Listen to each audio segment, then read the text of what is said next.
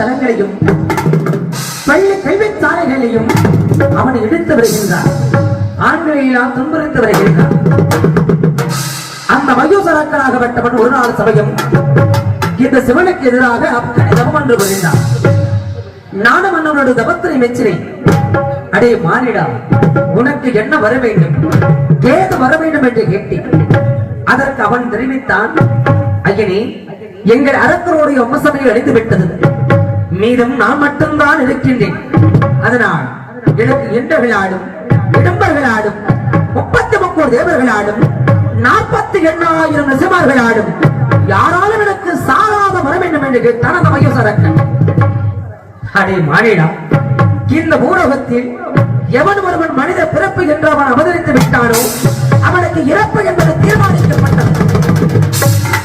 ஆனால் தான் மட்டும் சாகாத வர வேண்டும் என்று வேண்டிக்